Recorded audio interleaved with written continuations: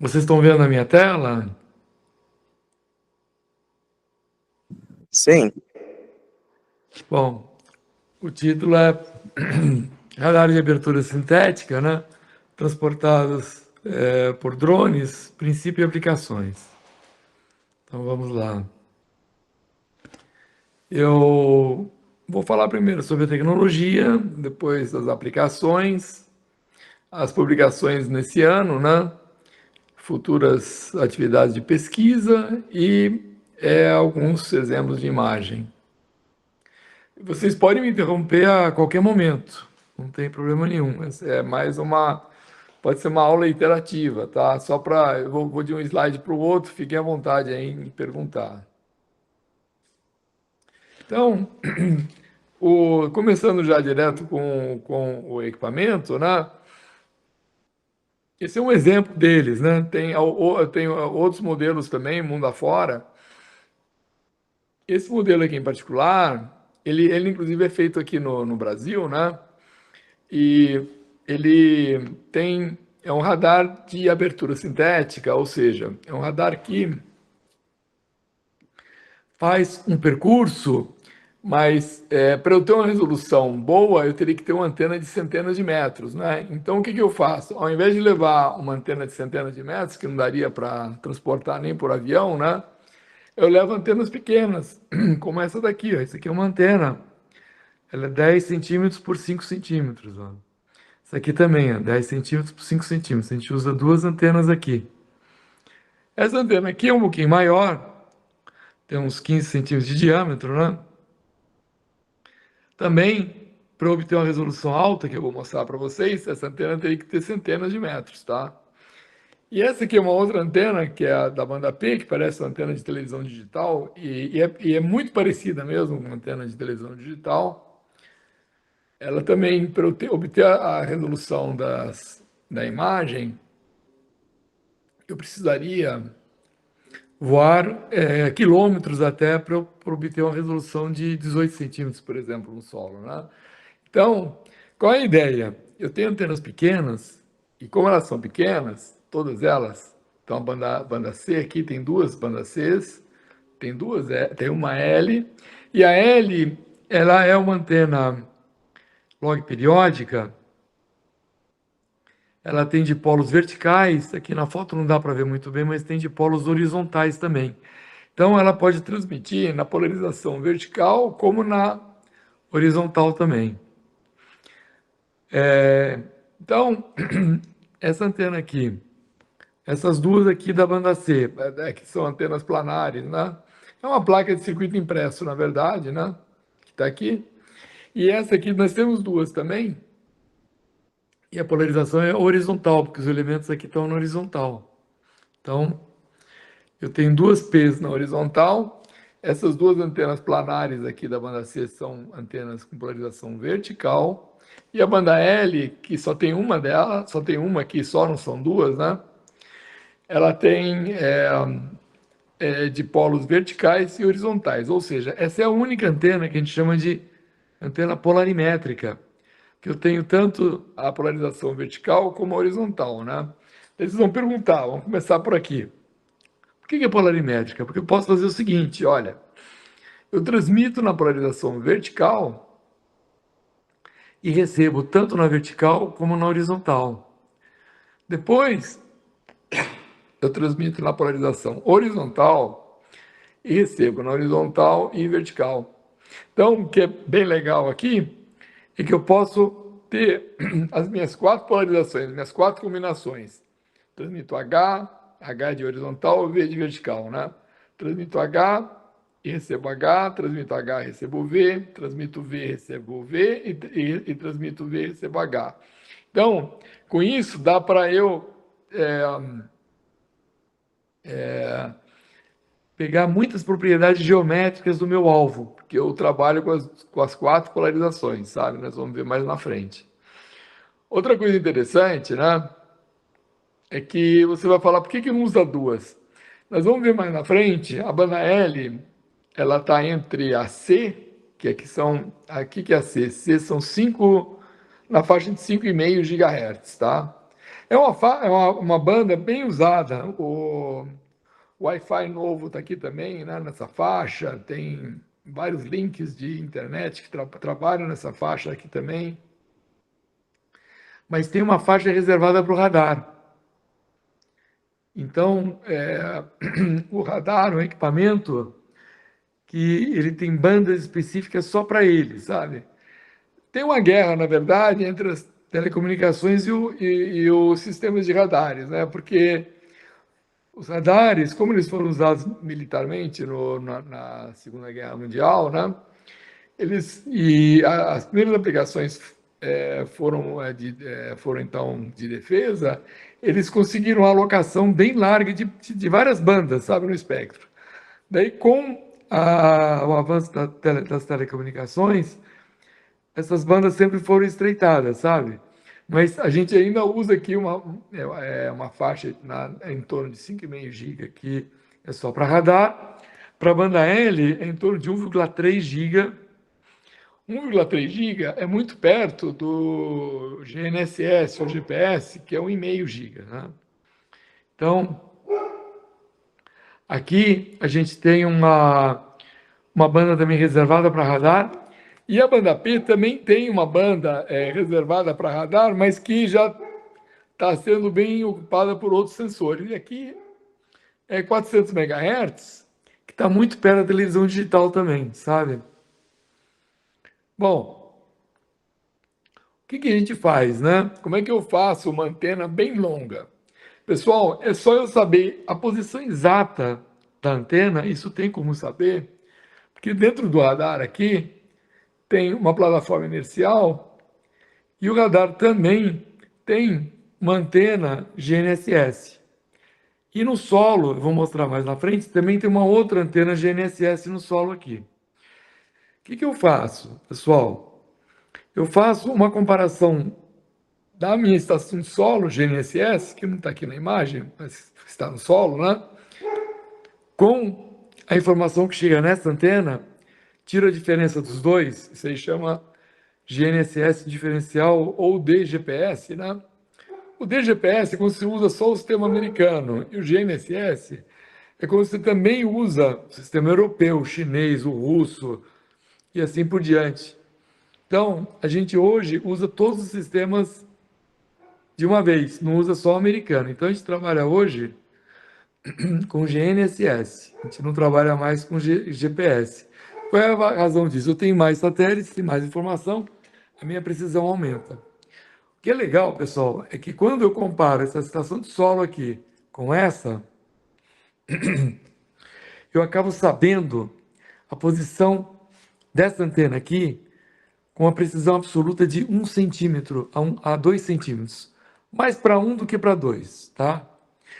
E a precisão relativa é de 1 milímetro. É incrível, pessoal. Então, por isso que eu sempre comparo com uma estação de solo, onde eu já tenho a posição dela bem precisa. Alguém mediu, IBGE mediu, ou você transporta as coordenadas, né? Então, com isso, eu tenho uma posição aqui de 1 milímetro de precisão dessa antena aqui. Vocês vão perguntar, poxa, mas então, por que eu preciso de uma plataforma inercial que está aqui dentro, né? Porque o GPS, ele não mede ângulo, ele só mede posição. E tem um outro problema também, que o GPS, ele amostra a minha posição em torno de 1 Hz a 5 Hz. Então, a minha banda aqui de passagem é ruim, eu só pego movimentos até 2 Hz. Mas o drone, poxa, é um sistema muito instável, a aeronave também é instável. Eles possuem um movimento, né, ou uma instabilidade com uma faixa de 100 Hz, pessoal. Então, o que acontece?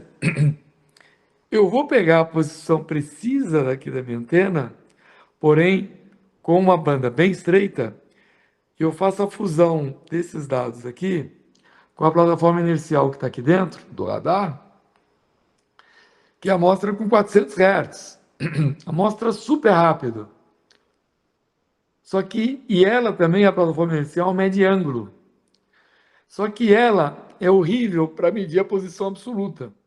Então, o que eu faço? Eu faço uma fusão dos dados da minha plataforma inercial com a do GNSS Então, eu tenho, no final das contas, eu tenho, pessoal, uma precisão absoluta de 2 centímetros, uma precisão relativa de décimos de milímetros, né? Numa banda mais larga, numa frequência maior e numa frequência menor de 1 milímetro, que é dada aqui pelo GPS.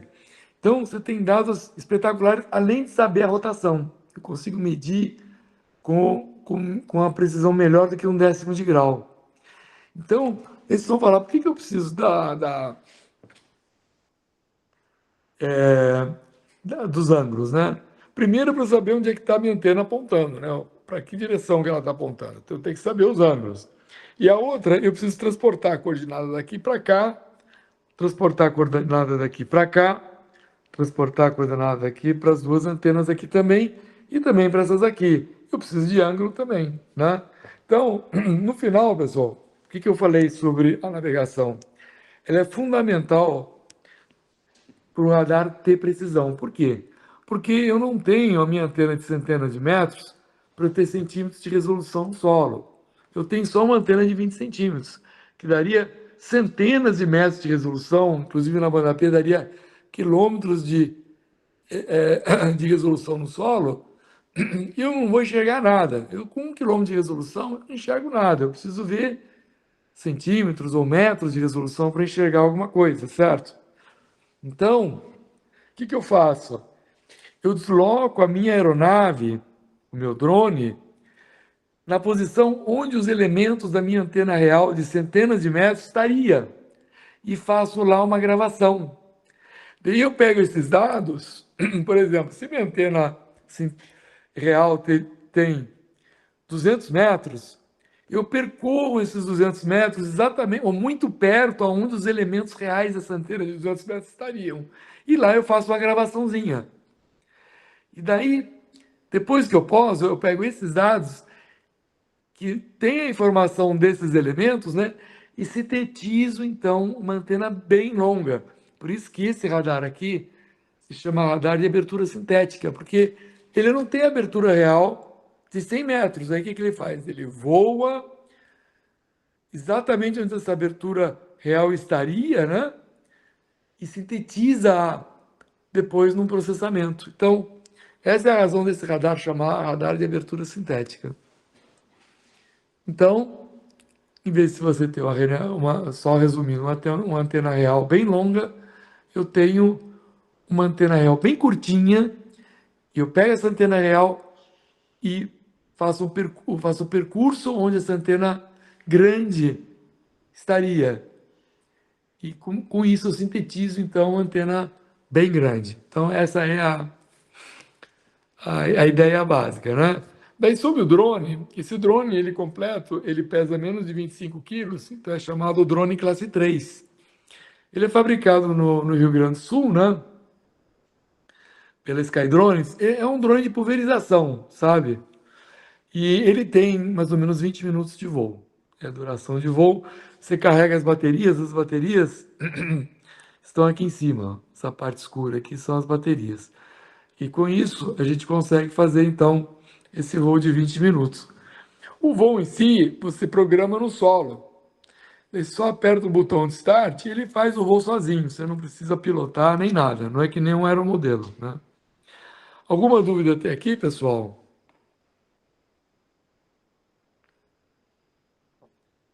Posso avançar? Pode? Pode sim, professor.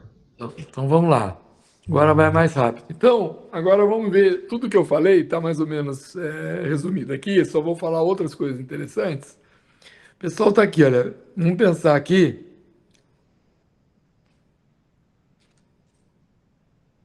Peraí. Deixa eu ver se eu pego a luz de novo aqui. Está aqui, ó. Vamos considerar aqui uma nuvem, né? Se eu tiver uma câmera aqui em cima, a câmera não vai atravessar a nuvem. Eu vou ver a nuvem, eu não vou ver o que está debaixo dela, certo? Daí nós falamos da banda C, ó, que é os 5,5 GHz, que são aquelas anteninhas planas lá do drone, certo? Elas, e a banda X, que é o dobro da frequência, 10 GB, mas eu nem botei aqui, porque a gente não usa, elas atravessam a nuvem, como as outras bandas também, a banda L e a banda P. Todas elas atravessam a nuvem sem problema algum. A nuvem é transparente para todas essas três bandas aqui, tá? Então o que acontece? A banda C, ela para na floresta, porque as folhas e a densidade da floresta não permite que ela penetre. Então, a imagem ótica vai até o começo da nuvem, né? Se tiver alguma coisa em cima da nuvem, eu vou ver com a minha câmera, mas tipo, se tiver debaixo da nuvem, não vou ver mais. Depois eu tenho as bandas 6X aqui, elas também só vão ver o topo da vegetação, não vou ver mais nada. A banda L, dependendo da vegetação, da densidade da vegetação, às vezes ela chega até meio metro debaixo do solo. Se a floresta for densa mesmo, pessoal, a banda L nem chega no chão, tá? Então isso aqui seria o máximo do máximo. E a banda P, ela pode chegar a mais de 10 metros. A gente tem casos aqui que a banda P chega a mais de 100 metros debaixo do solo, tá? E a banda P, ela nem enxerga a vegetação, ela passa direto. Pessoal, pode ser vegetação que for. Na verdade, essa profundidade aqui de penetração depende mais das propriedades do solo. Então, mas nós já chegamos a 120 metros de profundidade aqui, tá ok? Bom, outro ponto importante é a resolução. Olha, se eu fizer a abertura sintética, e tem dois tipos de abertura que eu vou mostrar para vocês, né? Quer dizer, percursos. Então, ao invés de eu ter uma antena que vai daqui até aqui, né? Eu pego o meu drone e faço o percurso dessa antena real aqui e sintetizo, então, uma antena comprida. Eu posso chegar, vou mostrar para vocês daqui a pouco, até 2 centímetros de resolução na banda C, 6 centímetros na banda L e 18 centímetros na banda P. Tá? Alguma dúvida até aqui, pessoal? Então vamos lá. Qualquer coisa vocês me interrompem. Então, tem dois tipos de abertura sintética. Tem a abertura sintética que eu faço percurso de um voo linear. Eu vou em linha reta aqui, pessoal. E a antena, nossa, é bem larga. As antenas são pequenininhas, né? Então, elas vão mapear uma área bem grande. Normalmente aqui são 300 metros por 300 metros a antena. Ela ilumina aproximadamente 300 por 300. Daí o drone vai percorrendo aqui, eu vou iluminando essa faixa amarela aqui, tá? Então, isso que é legal. E aqui, olha que interessante. Como eu falei para vocês, a banda C não penetra na floresta. A banda L para o voo linear, infelizmente, não chega no solo, pessoal. Não tem jeito. Vou falar mais sobre isso à frente. E a banda P chega até mais ou menos um meio metro só no solo. Mas eles vão falar, poxa, mas você falou antes que a banda P ia até lá para baixo, né? E a banda L até meio metro. Então, mas não é aqui no voo linear. Eles vão falar, mas por que isso, né? Porque normalmente é o seguinte, pessoal, para eu penetrar, eu preciso de relação sinal-ruído. Se a relação sinal-ruído for baixa, não adianta que não volta nada, volta só ruído, meu sinal não volta. E aqui no voo linear, quando eu estou me movimentando aqui, eu acabo iluminando o solo apenas por alguns segundos. Então, o que acontece? Se eu tiver um alvo aqui, nesse ponto aqui, sendo começado a iluminar pela antena, né? O drone vai andar a 30 km por hora, então, depois de alguns segundos, ele já passou pelo meu alvo. Então, a iluminação aqui é curta. Vamos ver o caso do voo helicoidal. O voo helicoidal, na verdade, está só simplificado, pessoal. O voo helicoidal, a gente começa mais ou menos a 120 metros, ou 115 aqui. Não, é 120 metros mesmo. E daí, olha, ele vai fazendo uma hélice aqui, ó. E termina, pessoal, a 80 metros, tá? Isso aqui é como se fosse um pedaço de uma parábola aqui, ó. Que eu tenho só esse pedacinho aqui e esse pedacinho aqui. Aqui eu não... Essa parte central tem um buraco, né? Mas é como se tivesse um... Só que essa minha parábola, pessoal, nesse caso, são 200 metros. É 200 por 200 metros. E esse percurso aqui demora mais ou menos quase entre 15 a 20 minutos para fazer esse percurso aqui. E o alvo que está aqui no meio está sendo olhado em todas as direções. Olha que interessante, ó. Estou vendo de todas as direções aqui. Então, o meu tempo de iluminação aqui, pessoal, é mais de 1000 segundos. Enquanto o meu tempo de iluminação aqui são de alguns segundos. Então, por causa desse longo tempo de iluminação, pessoal, eu consigo melhores penetrações. Infelizmente, a banda C não penetra aqui porque a árvore, normalmente a floresta é densa, ela fica por aqui mesmo. Não tem chance de entrar com ela. É como a floresta é como se fosse uma parede para a banda C. A banda L já vai perto de zero, pode até penetrar até o meio metro também aqui. Né? Se a floresta for rala, ela entra até o meio metro. E a P, ela vai de 10 a 50, pelo menos 10 ela vai, 50 vezes, dependendo ainda, inclusive, do solo, vai até a mais de 100 metros. Ok?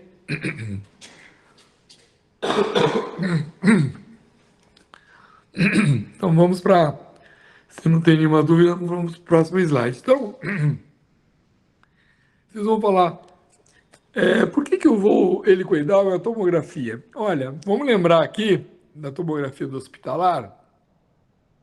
Eu fico aqui na cama e ela me desloca nesse anel. Então, eu gero uma hélice. Qual é a vantagem de eu fazer essa hélice? Pessoal, eu tenho uma abertura sintética aqui, tridimensional. Por quê? Olha, vamos voltar aqui para o slide. Olha, aqui eu tenho uma abertura sintética só nessa direção aqui, ó. É como se eu tivesse uma antena bem longa aqui, ó, iluminando aqui embaixo. Ó. Quer dizer, se a antena fosse longa, ela teria um feixe bem estreito aqui. Mas como eu uso antenas curtas, né? Ela ilumina bastante, né? E daí eu acabo tendo, pelo deslocamento linear, uma abertura sintética numa dimensão só, pessoal. Só tenho é de uma dimensão só, porque o deslocamento é só em uma direção. No voo helicoidal, não. Olha, eu já tenho aqui, se eu pegar só um trecho, né? Essa parte aqui, eu já tenho duas dimensões, porque eu me desloco nessa direção, pessoal, e me desloco nessa direção, tá vendo?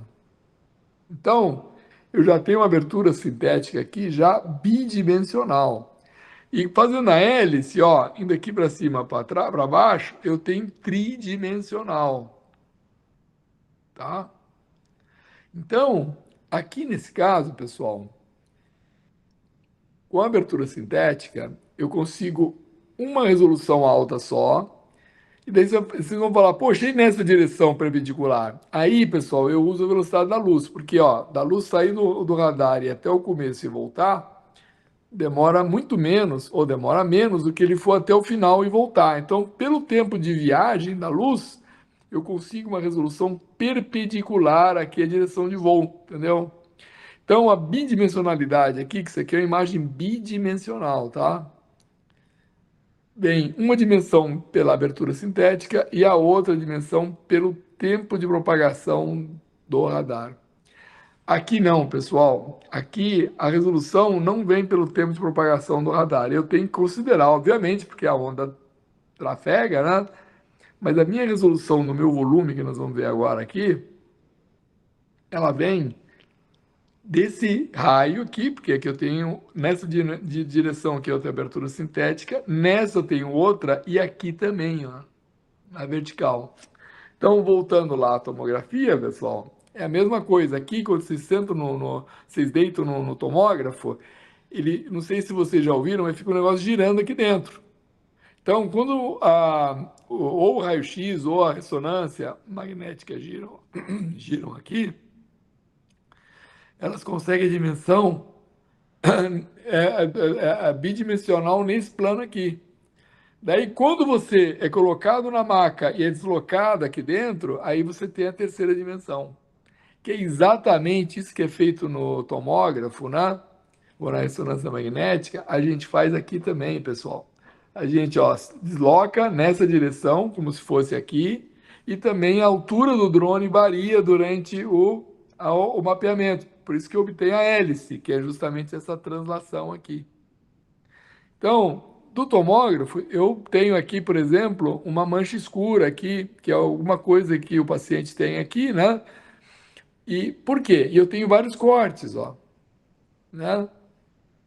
E aqui eu vejo que às vezes a mancha está maior aqui nesse corte, daí ela varia para esse corte aqui, para esse corte também é outro, né? A mesma coisa eu tenho na imagem do meu radar. Isso aqui é a imagem do meu radar de uma floresta. Cada pontinho desses aqui, pessoal, é uma árvore, tá? E aqui nós temos dois formigueiros, né? E eles aparecem de forma mais escura. Aqui eu estou sem árvore, por isso que é escuro. Mas aqui eu tenho árvore e aqui está mais escuro porque tem um formigueiro embaixo da floresta aqui, tá? Que fica mais escuro. Mas isso eu só vou ver nos cortes. Então eu também tenho no radar, como eu tenho esse deslocamento aqui, vertical, como na tomografia, que é aqui horizontal, eu obtenho então também uma resolução vertical e eu tenho cortes aqui, quer dizer, o produto do radar aqui é exatamente igual ao do tomógrafo, pessoal, igualzinho, mesma coisa, tem diferença, tá ok? A gente fez uma primeira validação fazendo o seguinte, foi lá no IAC, pertinho aí da Unicamp, né? A gente pegou esse refletor aqui, pessoal. O que é isso aqui? A vantagem de você ter três planos aqui é que quando a onda incide, ela sempre volta, sabe? Mas o que é legal é que o centro de reflexão é sempre aqui na a intersecção desses três planos, que é aqui no centro. Então, qualquer direção que você olhar aqui, o raio volta na tua direção. Inclusive, não sei se vocês já viram na ótica, se você pegar três espelhos e botar aqui, vocês vão levar um susto. Quer dizer, a primeira vez que eu vi, eu levei um susto, né? Porque você gira, se isso aqui for espelho, e se você estiver olhando para ele, você vai sempre se ver. Mesmo mexendo no espelho, você vai se ver. No espelho plano, se você mexe o espelho, você vê as coisas que estão do teu lado, né? Você tem que acertar a direção do espelho para você se ver. Aqui não. Aqui eu posso girar isso aqui à vontade, que eu sempre vou me ver. É uma sensação bem interessante. E aqui a gente faz quatro para ele refletir para todos os lados. Então ele é um espalha tudo aqui.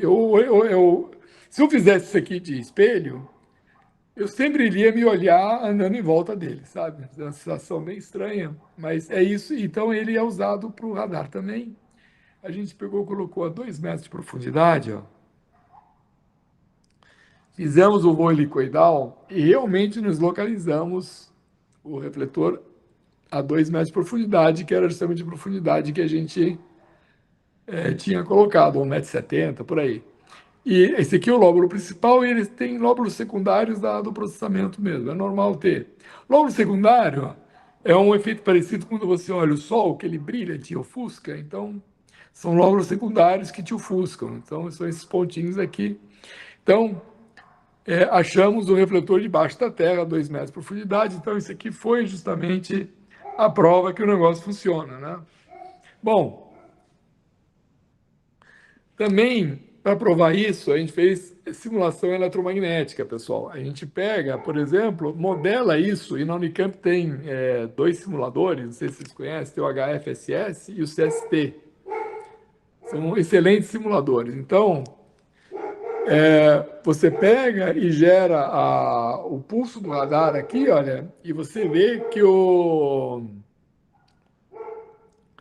aqui no caso, seria, isso aqui é uma cavidade oca debaixo da terra, isso aqui é uma árvore, tá? Tem um efeito parecido, tem uma propriedade semelhante da árvore, isso aqui é oco. Isso aqui é o solo, a gente colocou o índice de refração aqui de 4, o índice de refração do ar é 1, da cavidade o índice de refração é 1 de novo, mas em volta dela é 4, né? E a minha árvore, pessoal, me desculpe aí pelo cachorro aí, mas eu não consigo fazer pará-lo de latir, mas daqui a pouco ele para. Mas olha que legal, olha, a onda está vindo aqui ela é refletida pela árvore, mas essa parte oca também tem uma influência. Isso que é legal. Então, fazendo esse voo helicoidal, pessoal, eu consigo mapear essa caixa direitinho aqui, sabe? Isso que é legal. Então, e vocês veem que o sinal penetra, olha, o sinal vai fundo aqui, ó, vai para dentro da Terra, numa boa, né? Então, a simulação eletromagnética também provou, e a gente fez, inclusive, pessoal, esse cenário aqui, ó, a gente também fez com simulação eletromagnética antes de voar lá. A gente até viu o que precisava voar, o raio dessa hélice, foi tudo calculado antes, sabe? Foi feito aí pelo grupo do professor Hugo aí. Então, continuando, fazendo um resumo aqui, pessoal, eu tenho aqui, para o voo linear, voando a 120 metros acima do solo, eu tenho uma resolução de 1 metro para a banda C e a banda L, e 3 a 6 metros para a banda P. Vocês veem que o voo linear tem uma resolução limitada, né?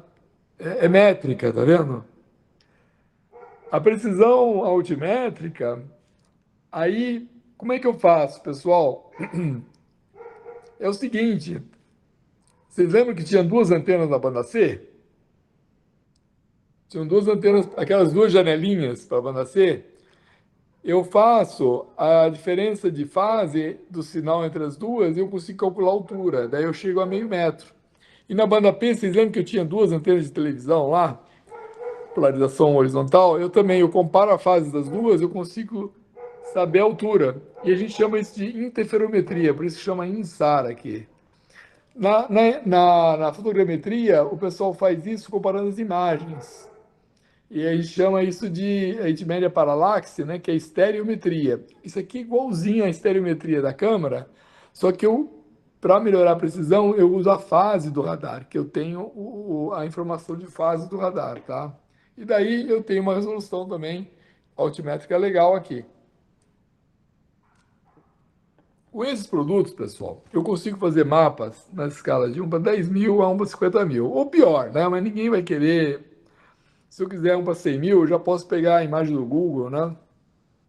Vocês vão falar por que a imagem do Google, que tem resolução alta, não serve para fazer mapa topográfico, né? Porque o que interessa não é só a resolução, pessoal, é a precisão da onde está. Por exemplo, você vê um carro no Google, né? Você vê o carro direitinho lá, porque ele tem uma resolução lá de meio metro. Mas a posição daquele carro no Google tem um erro de 100 metros. Então, ele pode estar, pode ser que tenha só 30 ou só 10, mas eles garantem 100 metros só. Então, a escala do Google, né? Na verdade, seria em torno de 1 milhão, tá? Caso que tem 100 metros de erro. Se for 30 metros, seria 1 para 300 mil. Se fosse 10 metros, seria 1 para 100 mil. E o radar, ele tem, se eu tiver 1 metro na banda C, eu tenho equivale à escala de 1 para 10 mil. Se eu tiver na banda P, que você pode programar o radar para trabalhar entre 3 e 6 metros, se eu tiver 5 metros, eu tenho 1 para 50 mil, tá? Então, e tem algumas imagens de satélite hoje que tem 10 metros de precisão. Não é resolução, qual é a precisão planimétrica, quais são as coordenadas, a precisão das coordenadas daquele ponto na tua imagem, né? Não adianta eu saber que tem um carro, eu tenho que saber que tem um carro e aonde está esse carro, com precisão, né? Então, daí que vem a precisão planimétrica. E o radar tem uma precisão planimétrica muito boa, porque eu até falei para vocês, com o GNSS diferencial, eu tenho 1 centímetro de precisão absoluta, né?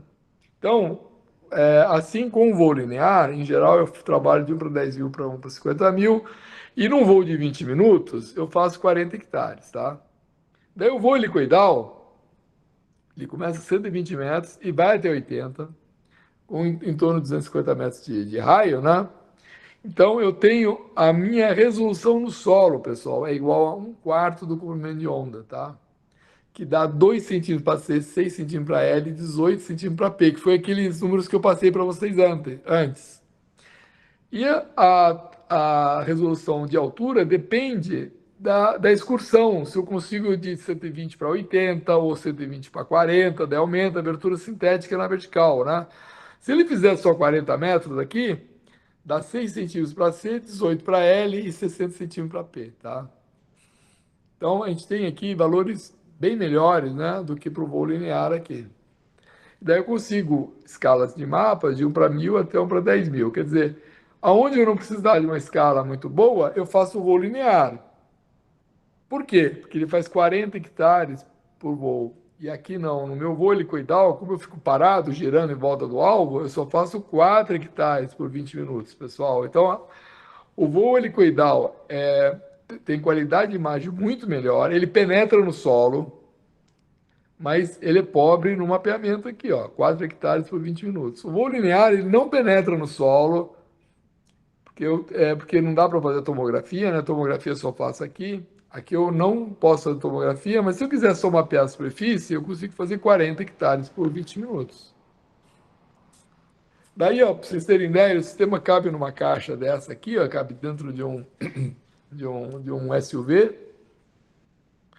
E como é que o pessoal opera? Ó, você monta o sistema. Peraí, um minutinho só. Você monta o sistema em 20 minutos. Daí faz o voo, que também demora 20 minutos. Copia para o laptop, que demora alguns segundos. Daí o processamento depende ele é processado no laptop, né? E 20 minutos de voo são 20 minutos de processamento. Então, dependendo do número de voos que você faz, se fizer um monte, chega até 8 horas. Se fizer 4, né, ou 3 voos, você vai precisar de 1 hora de processamento. Depois você olha, depois do processamento você olha num tablet, né, e o processamento automático é um laptop que você leva em campo lá. Vamos para as aplicações, pessoal. O que dá para fazer? Com a tomografia, eu consigo ver formigueiros debaixo da floresta. E a gente consegue saber a localização deles e o tamanho deles também. Daí o pessoal pode dimensionar a isca, né, que é o veneno lá para matar as formigas. Com as 3 bandas, eu consigo também fazer um mapa de umidade do solo. Porque para cada banda, a umidade faz com que ela tenha uma refletividade diferente. Comparando as refletividades, eu consigo medir a umidade do solo. E com a banda P, dependendo do volume da floresta, eu tenho refletividades diferentes, eu consigo medir o volume da floresta também, pessoal. Na verdade, com a banda C, eu tenho esse modelo de superfície aqui, ó. Ele vai aqui, ó. Ele não penetra na floresta. Com a banda P, que são essas 2 antenas aqui, né? Eu tenho a linha azul aqui, que é a topografia do solo. Porque a floresta é transparente para a banda P. Por isso que a televisão digital usa a banda P, porque ela penetra em tudo quanto é lugar, ela entra nas casas. Eu posso ter, inclusive, uma antena de televisão digital dentro de casa, né? Se eu não estiver muito longe da minha transmissora, ela penetra tudo, né? E a C, como ela é ruim de penetração, ela fica aqui em cima. Então, eu consigo também, subtraindo uma da outra, saber a altura da minha floresta, que está aqui, ó, a altura da floresta. E se eu pegar esse modelo verde aqui, a gente chama esse modelo, pessoal, de DSM, modelo de superfície, que está aqui, ó. Vocês veem aqui, ó, tá tudo plano e aqui no meio tem o salto da floresta. Tá mais claro porque a floresta está mais alta aqui, tá vendo? O DTM é justamente o que a banda P vê, ó. E a banda P, ela nem sabe que tem floresta lá, tá vendo? Daí subtraindo esse desse, eu tenho a altura da floresta. E tem um outro parâmetro também, que é o diâmetro na altura do peito da floresta, que também, dependendo da espessura do caule, a banda P reflete mais ou menos. Então eu consigo também determinar, fazer esse mapa aqui, tá? Deixa eu dar mais uma corrida aqui. Ó, dá para fazer também eu voar a mesma área e comparar a fase delas, e eu consigo aqui, pessoal, aqui medir a subsidência. Isso aqui é uma área que está afundando em Vazante, em Minas, lá. E a gente voou mensalmente lá, então a gente conseguiu medir que tem 20 centímetros de afundamento em alguns meses só, sabe? O terreno estava afundando porque estava tendo uma erosão embaixo do terreno, né? Outra coisa interessante é a detecção de jaspelito. Isso aqui o jaspelito é um minério que tem quase a mesma quantidade de ferro que a hematita. Só que o jaspelito tem bastante quartzo, é uma pedra bem dura. Então, o índice de refração do jaspelito é 3. E da hematita é 1,5. E é o seguinte, pelo fato do jaspelito aqui ter, que está em azul aqui, ter índice de refração 3, ele brilha a beça para o radar, sabe? Então, quando eu faço a tomografia, que eu vejo, tem os cortes lá, eu começo a ver uma mancha branca aqui, e a mancha branca vai andando, depois você junta os cortes todos, você tem um modelamento do jaspelito aqui, que tem esse refração 3, dentro da hematita que a gente deixou transparente.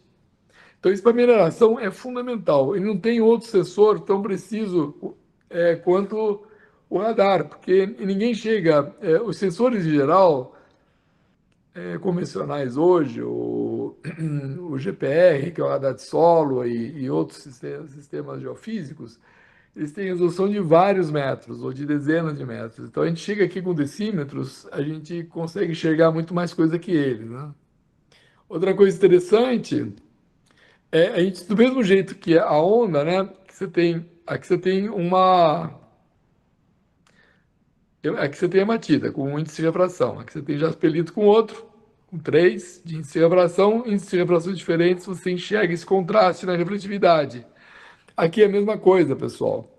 Aqui a gente tem o que a gente chama de dique de partida, que tem um índice de refração diferente do solo que está aqui em cima. Então a gente consegue traçar o dique de partida direitinho, pessoal. Ele está aqui, olha, ele está aqui é o que o radar traçou, exatamente igual ao que está o desenho do projeto aqui. Bom, daí tem outra coisa interessante, se eu tenho galerias subterrâneas, elas têm índice de refração 1, que tem ar lá, você consegue ver também as galerias, tá? Deixa eu voltar aqui. Outra coisa também é biomassa de tubérculo. Isso aqui é a plantação de cenoura, e a cenoura está debaixo da terra, só que eu não quero arrancar a cenoura para ver se ela está boa para colher ou não. O radar consegue medir a biomassa da cenoura, pessoal, sem arrancar. E daí o cara sabe se está na hora de colher ou não. Por que o cara faz isso? Porque, dependendo da irrigação, esse lado aqui pode ter crescido muito mais do que o lado final. Daí, quando ele vem com a máquina para colher, ele acaba tendo uma boa colheita nessa metade aqui e uma péssima colheita no fundo. Então, o que ele vai fazer? Fazendo um mapa antes, ele sabe aonde começar a colher e deixa as outras cenouras ainda crescerem, né? Daí eu falei para vocês da umidade do solo, que dá para fazer observando a refletividade das 3 bandas, né? E também, do mesmo jeito que a gente mede a biomassa da floresta, a gente mede da cana-de-açúcar também, dá para fazer mapas. Olha, aqui eu tenho, se eu aumentar aqui, olha, eu tenho 11 quilogramas de biomassa de cana por metro quadrado, aqui só tem 6, é a metade aqui do que aqui. Então, se eu for colher, eu vou colher essa parte aqui, ó, que está mais densa, não vou colher o resto. Outra coisa também, se eu sei a biomassa e eu sei quanto que tem que ter de biomassa para colher, eu posso também fazer uma previsão da colheita aqui, ó. Tá legal? Bom, estamos chegando quase ao final. Eu já tinha falado para vocês o negócio da biomassa, né? Que quanto mais árvore, mais reflete na banda P, eu consigo fazer essa medida da biomassa.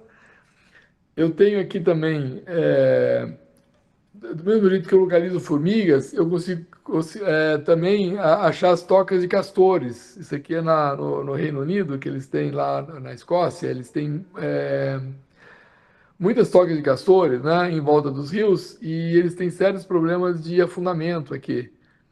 porque eles estão sem inimigo natural, né? Então, eles usam o radar para localizar as tocas de castores. E por quê, né? Porque eles entram pelo rio. Então, você precisa, na verdade, um sonar num barco para localizar onde é que eles entram, esperar eles entrarem e saírem para saber onde é que é a toca deles, né? Então, o radar vem e já mapeia todas essas áreas ocas aqui, que são a moradia deles, né? Daí tem detecção de macrófita, tem também, e também de poças de água, né? Debaixo da floresta. Também tem uma aplicação aí para o meio ambiente.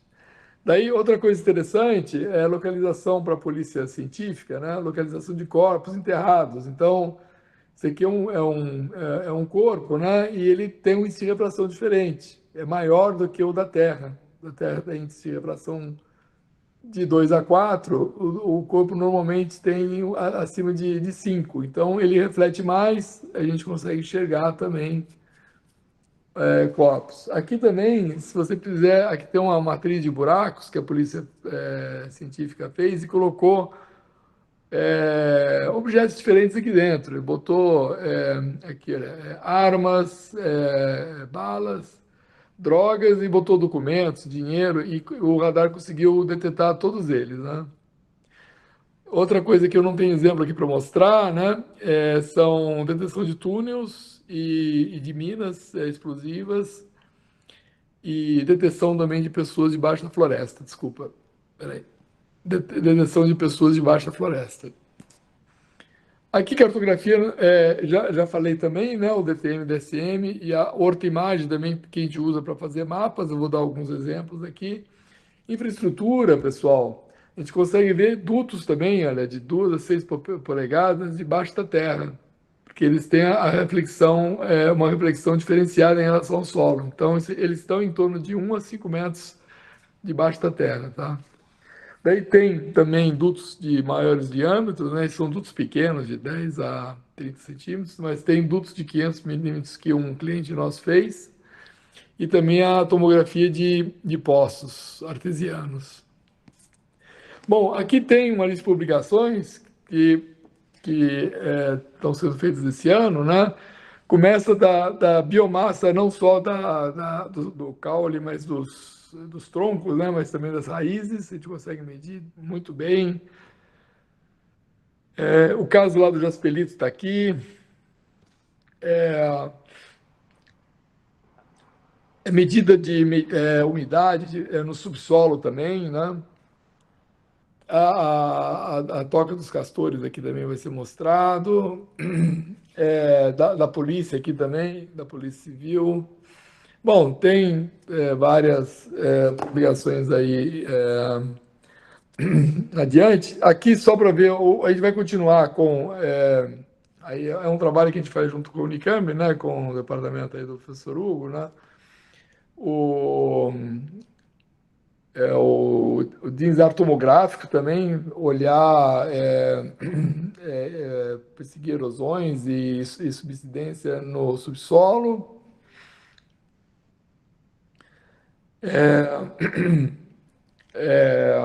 Umidade, medida de umidade em 3 dimensões, arqueologia, vai continuar com o mapeamento das camadas de solos com tomografia, fazer tomografia polarimétrica e mapeamento da superfície da floresta e do subsolo para a gente medir a biomassa para estudos de crédito de carbono. Inclusive, o Éder está envolvido nisso com o doutorado dele, né, com a radar estático, para poder penetrar mais além dos 100 metros aí. Vou mostrar uns exemplos de imagem para vocês. Isso aqui é uma imagem ótica de uma área de Minas Gerais, perto de Inconfidentes, da cidade de Inconfidentes. Aqui é uma faixa da banda C, tá vendo? E a gente vê que a gente vê o topo da floresta aqui, as arvorezinhas aqui, ó. A resolução aqui é métrica, pessoal. A estrada que fica mais escura, ela é mais lisa, ela reflete menos. Daí os campos arados aqui. E aqui, olha, é a banda C, polarização VV. Aqui é a banda P com a polarização HH. ela já tem um comprimento de onda de 80 centímetros, né?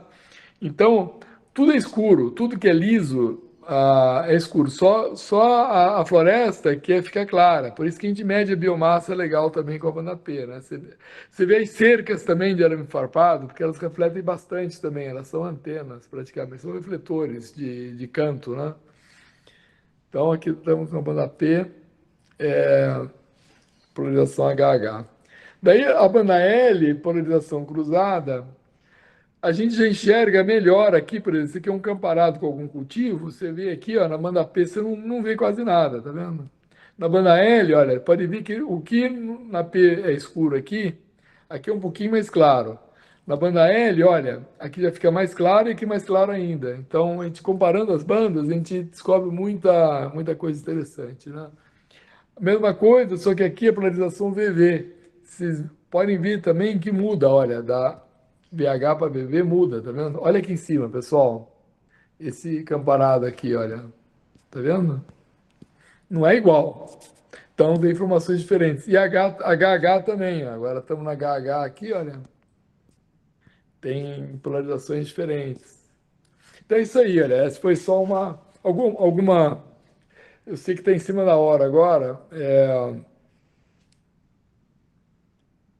É, alguma pergunta, pessoal? Me desculpe aí que acabou demorando mais aqui. Eu queria ter deixado uns 10 minutos para perguntas, mas eu estou disponível. Tem alguma pergunta, Eu Diego? acho que eu tenho algumas perguntas aí, se eu puder começar. Com prazer, É, Diego. assim, é bem impressionante a gama de aplicações do radar, né? O que você consegue medir e tudo mais. Eu fiquei com a impressão de que é, provavelmente alguém chega com algum desafio, fala, olha, eu queria tentar medir essa coisa, tentar mapear isso, tal característica do solo e tudo mais.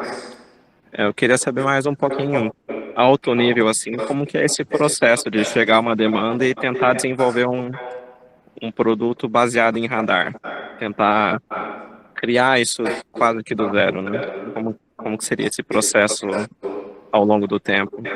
Até porque me parece um processo muito multidisciplinar, algo que envolve, além dos engenheiros de radar, pessoas da agricultura, da geologia e tudo mais. Como que é esse desafio? Então, normalmente, vou dar um exemplo aí da cana-de-açúcar, né? As empresas de cana abordaram lá o professor Hugo, e daí o professor Hugo entrou em contato também com a FEAGRE, né, e da Unicamp, e daí os dois institutos trabalharam e fizeram, a gente fez com eles levantamentos aí, e foram duas teses de mestrado, e foram duas de doutorado, né? Então, eles pegaram do zero, a gente foi lá, começou a mapear para eles, né? E daí eles trabalharam em cima e criaram esses produtos todos, né? Então, em geral, são questões que chegam para a Unicamp, e a Unicamp, então, ela, como a gente também quer que o sistema tenha mais aplicações, né? A gente voa onde dá para voar lá, fornece os dados, né? E o pessoal processa. Que nem no IAC. O IAC também foi uma doutoranda da Unicamp que trabalhou lá. E colocamos aquele refletor debaixo da terra lá para também fazer medições de solo. Então, normalmente a abordagem o problema chega para a Unicamp, o pessoal às vezes faz simulação, vê se dá para fazer mesmo, e daí monta um experimento, a gente vai lá, voa, e daí a gente trabalha junto também, né? Até ter o produto final. Então, em geral, é isso. E às vezes tem pessoas que nos procuram e a gente aí trabalha junto com a Unicamp para resolver o problema deles também, sabe? Mas você tem toda a razão, Diego. Começa do zero e daí a gente vai passo a passo. Tanto é que tem, por causa disso, várias patentes e um monte de publicações. Hoje chega a mais de 50 publicações em conferências, em jornais, né?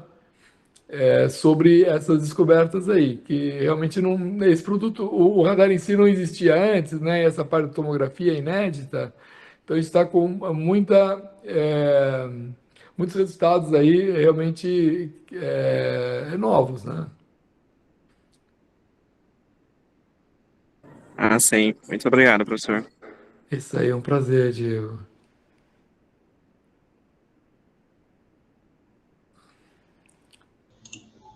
Pessoal, alguém tem mais dúvida aí, pessoal? Fica à vontade aí.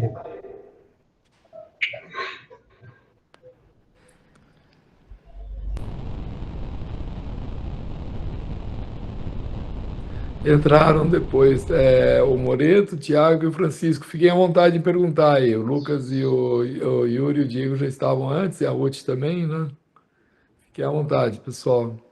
Se não, podem recorrer ao Éder, eu vou deixar a apresentação com ele também pode distribuir para o pessoal, né? O vídeo também, a gravação, fica à vontade, Éder. Tá certo. E se vocês quiserem saber mais sobre o sistema, procurem o professor Hugo mesmo, o próprio Éder.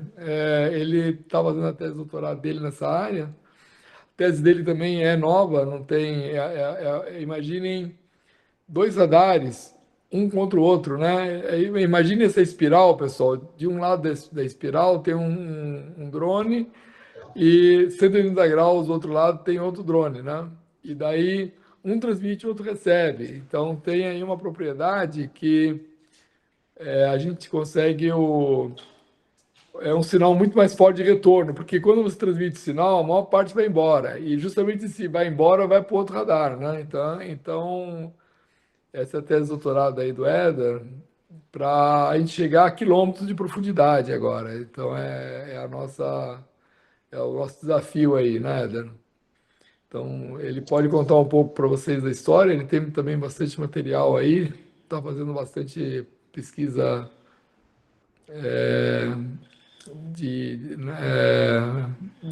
bibliográfica, né, Éder?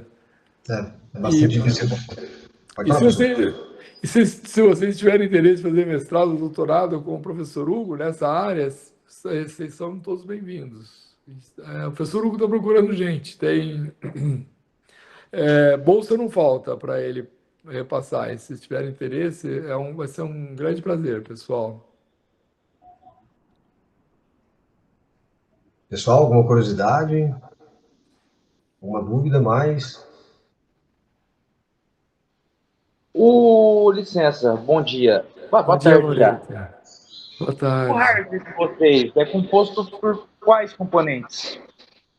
O hardware, ele foi desenvolvido pela Hadas mesmo. Ele tem vamos dizer assim, são duas placas. Uma placa é uma placa de RF e a outra placa é uma placa que tem um processadorzinho, né, um FPGA, e tem os receptores de GNSS, tem a plataforma inercial, é uma placa mais digital, né? Então, são duas placas, na verdade, e foi um desenvolvimento próprio, porque aí você tem um problema de peso, né, Moreto? Você tem a carga útil do drone são só 5 quilos, né? Então, com antena e tudo, né? Então, mas em princípio são só duas placas. A placa analógica tem a parte de transmissão, recepção, a amostragem dos dados, os conversores ADs e As, né? Os filtros, e a outra placa é só a parte digital, aquisição, né, gravação, tem a conectividade também, né? Tem um pendrive lá que você pode ligar também para poder gravar os dados. É isso. Ah, sim, então é um hardware bem complexo mesmo para poder rodar todo o sistema de inteligência artificial do produto. Na verdade, a inteligência artificial, Moreto, a gente usa só em solo. Essas duas placas, a função principal delas é de transmitir o sinal e a mostrar o sinal de retorno. E também com a respectiva posição do drone. Então é isso, tá? E inclusive o chip que a gente usa para gerar os sinais, né? é um chip de celular. Os celulares têm chips hoje maravilhosos, né? E como o celular tem que trabalhar com frequências mais baixas também, até 6 GB, você tem chips hoje que vão de 50 MHz até 6 GB, né? Então, você tem um chip de celular lá que faz o papel do radar. E daí, esses dados são gravados. Depois, você tem que fazer o processamento dos dados brutos, né? Que é fazer a abertura sintética, que eu falei. A gente tem uma antena pequena, né? Então, a gente tem que pegar todos os sinais da antena pequena e sintetizar a antena grande. E também fazer tomografia. Então, você vai ter, no final das contas, um processamento que te gera uma tomografia, que nem essa tomografia hospitalar. Daí, essa tomografia tem um monte de camadas. São, sei lá, 10 mil por 10 mil pontos e 100 camadas. Se você achar um negócio ali, é maluco. Então, o que a gente faz? Daí, a gente usa a rede neural. Mas isso já roda em solo, já, sabe? Quer dizer, em voo, a gente só faz a aquisição dos dados. Transmite, recebe e grava, junto com a navegação, sabe? Daí no solo, quando você pega o pendrive do radar e coloca no laptop, daí ele faz primeiro o processamento tomográfico, né, para você ter a tomografia, e daí vem, se você, por exemplo, está procurando formigueira, a gente já tem os formigueiros treinados na rede neural, daí roda isso daí lá, e daí ele já localiza os formigueiros, te dá o tamanho deles, né? Ou o castor, tem uma rede neural treinada para o castor, ou para achar os dutos debaixo da terra, tem uma rede neural para isso também, né? Vai lá, ela acha para você, né?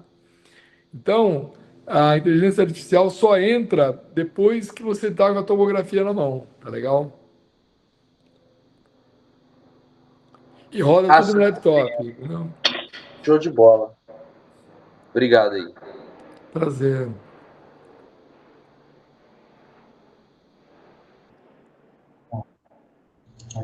Alguém mais, pessoal? Alguma dúvida? Oi, me escuta? Oi? Alguém está falando? Thiago, oi, Thiago, pode falar, fica à vontade. Boa tarde. Eu cheguei alguns minutos atrasado, eu não sei se esse tópico foi abordado na palestra, mas eu queria saber mais sobre o trade-off de potência que você tem no drone, quando você adiciona a questão das antenas, dos transmissores, e da autonomia de voo dele, né? Assim, conhecidamente, os drones que eu conheço têm autonomia por volta de 30 minutos, assim, de voo, né? Eu não tenho conhecimento sobre os drones agrícolas, mas eu queria saber como que a instalação de um radar num drone, ele afeta a autonomia dele e como são vistas possíveis melhorias, esse tipo de questão peso, questão autonomia, potência, essas coisas. Boa pergunta, Thiago. É o seguinte, o drone, em princípio, ele tem que ter uma carga útil de 5 quilos, porque o radar a gente não conseguiu fazer mais leve do que 5. Então, aí já você acaba tendo que usar drones maiores. Então, tem drones que levam 500 gramas, 1 quilo, nós tem que levar 5 quilos. Daí tem alguns modelos no mercado, sabe? Tem, tem muito menos do que os pequenos, mas também tem bastante modelo. Não tem alguns, tem vários modelos no mercado, mas se encontra muito mais modelos para drones pequenos, né? Mas no nosso caso, a China tem vários modelos, Estados Unidos tem vários. A gente acabou pegando do Brasil porque é melhor para assistência técnica e também a gente quis também fazer algumas alterações para facilitar a operação, né? Elas não eram nem necessárias, mas para melhorar o rendimento do mapeamento, a gente acabou pegando uma empresa brasileira, aí, que é a Skydrones lá em Porto Alegre, né? O perfil do drone dela é o seguinte, ele pesa menos que 25 quilos, então ela é classe 3.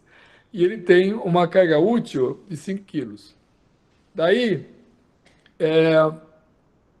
a gente colocou o drone lá, e como o drone já pesa 20, se você põe mais 5, ele não vai sentir muito, Thiago. O tempo de voo não vai alterar muito. 5 quilos, porque são, vamos dizer assim, 20% a mais de peso. Quer dizer, ele vai voar um pouquinho menos, mas ele não vai sentir nada. O drone não voa rápido, ele voa a 30 km por hora. Então, as antenas, assim, não pegam muito no drone também, porque a velocidade é muito baixa, 30 quilômetros não é nada, né? Não tem um arrasto aerodinâmico aí. Em termos de potência, também não, pelo seguinte, o radar consome 15 watts, não consome nada o radar. E o drone, quando você liga o drone, ele consome 1,5 kW. Então, o drone consome muito mais do que o radar. Inclusive, a gente usa a alimentação do drone para o radar, mas não pega nada, é cosquinha para o radar, né? 15 watts em relação a 1,5 kW, né? Da estabilidade, você só tem que colocar o radar com o CG do radar exatamente igual ao CG do drone. Então, a gente faz esse ajuste, né? Que daí também ele não vai enxergar nada. E como as antenas são todas vazadas, o ar que sai das hélices também não tem arrasto significativo no radar, né? Quer dizer, no fundo, o drone nem sente que está com o radar lá. Se você pegar o drone e voar com ele vazio ou voar com o radar, o voo é igual, sabe? E os 20 minutos vêm desse drone específico, sabe? Para a gente seria muito melhor se ele tivesse 30 minutos, sabe? Aham, Mas ele só tem 20 e a gente se vira nesses 20 aí. entendi. Então, beleza. Obrigadão. É um prazer. Pessoal, alguém mais aí, pessoal?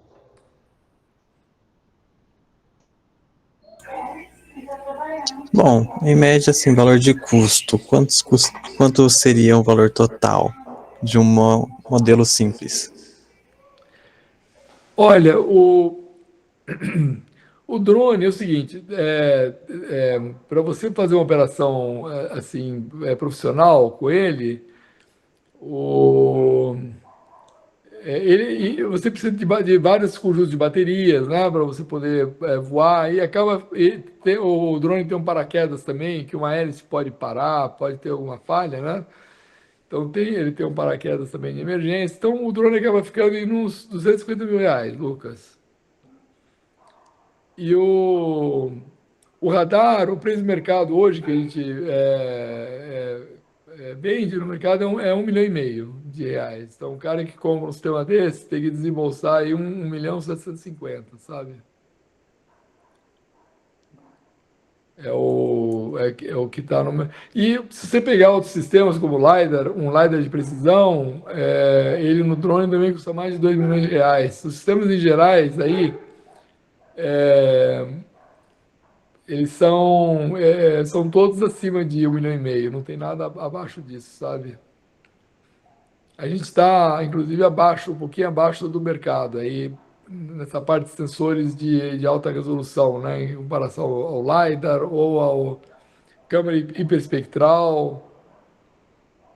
Parece um valor um pouco salgado, mas ele se paga, porque o sistema, ele vive, você pode operar esse sistema por 10 anos. Você paga fácil isso daí.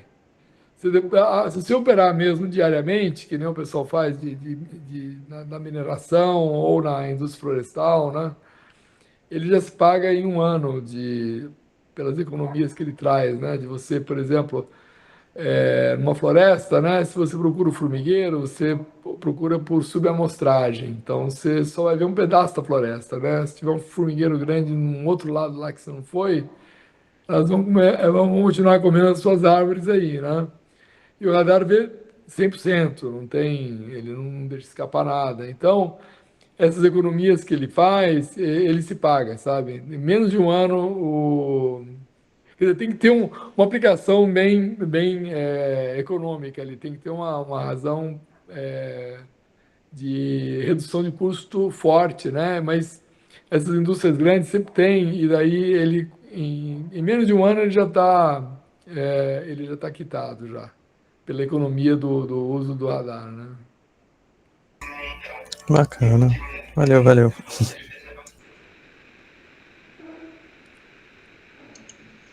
Pessoal, alguém mais? Alguma dúvida aí?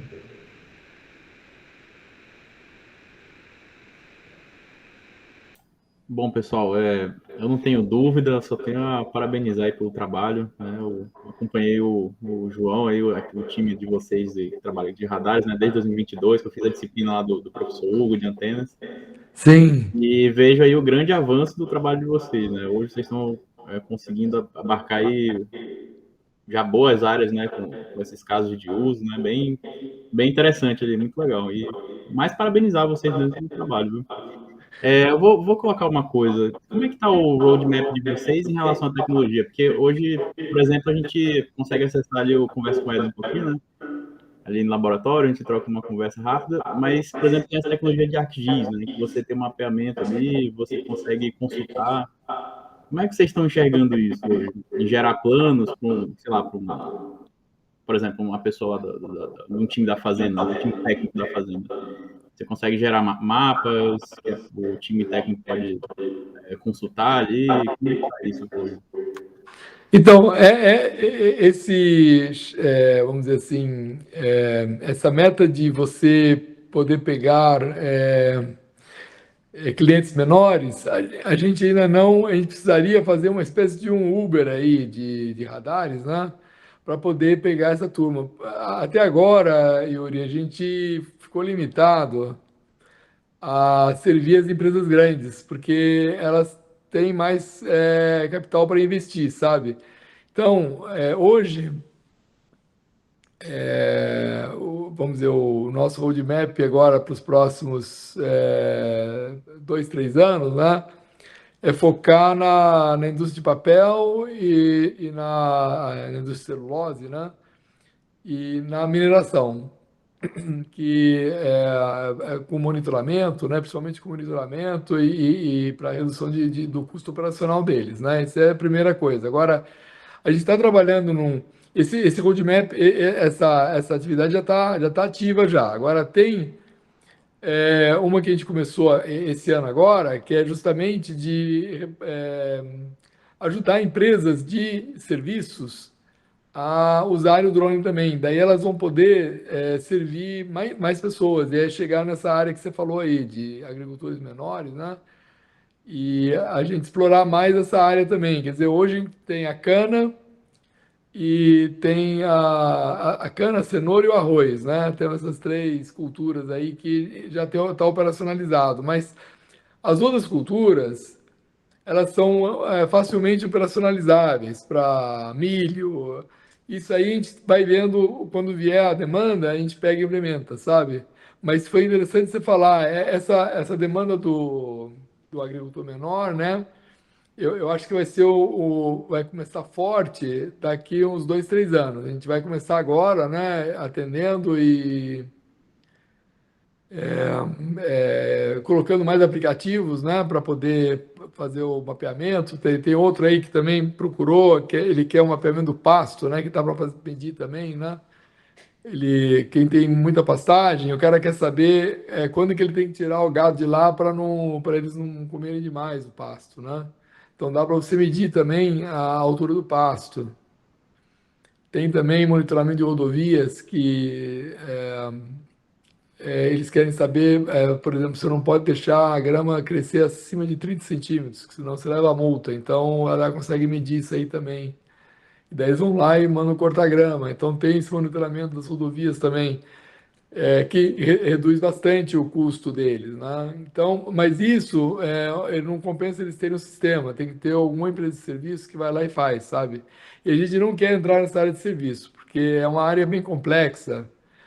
A gente quer ficar só no desenvolvimento do radar e dos algoritmos aí, da colaboração com a Unicamp. Então, na verdade, a gente está agora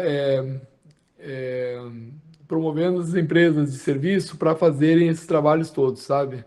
Então, vamos dizer assim, nos próximos 2 anos, nosso foco vai ser o nosso foco vai ser de trabalhar com as empresas, continuar trabalhando com as empresas grandes, e agora nós estamos começando a fazer isso que você falou, de catalisar empresas pequenas, empresas de serviço para pegar os consumidores menores, né?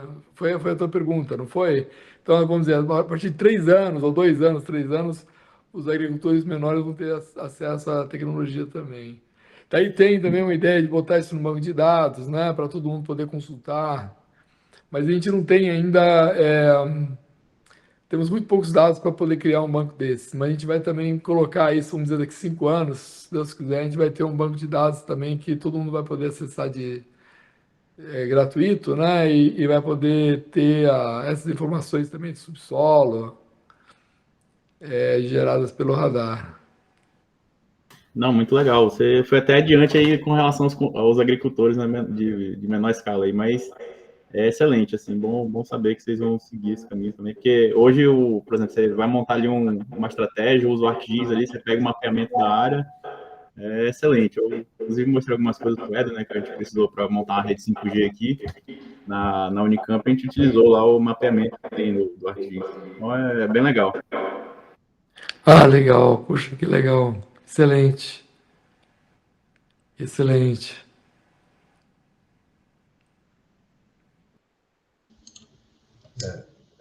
Pessoal, alguém mais aí, gente? Acho que finalizou, acho que não tem mais ninguém com dúvida, não. Professor, obrigado pela palestra aí. Foi bem didática, foi bem assim, esclarecedora, assim, sabe? Eu agradeço muito pela palestra que o senhor deu aí para nós aí. Muito obrigado aí, viu, professor? Obrigado mesmo, de coração. Não, foi um prazer e estou sempre à disposição, Éder. Muito obrigado aí pela atenção, pessoal. Bom final de semana para vocês aí e meus parabéns.